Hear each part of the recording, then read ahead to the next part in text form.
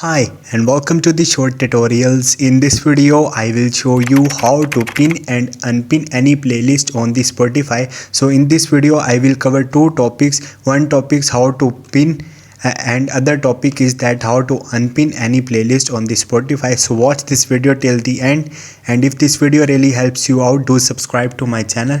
So first of all, you have to open the Spotify application and you have to log into your account. Once you will log into your account, you have to click on your library. Okay, once you will do it, here you will see all of the playlists. So right now I have two playlists here. So light song is pinned right now.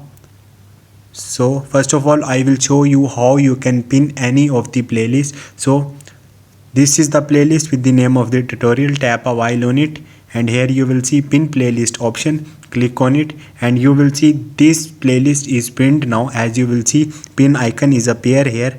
Now I will show you how to unpin this playlist. Tap a while on it again and here you will see unpin playlist. So click on it. Now you will see pin icon is disappeared. So this is the procedure to pin and unpin any playlist on the Spotify. Hope this video will helpful for you. If you have any question, you can ask me in the comment section and don't forget to subscribe my channel. Thank you.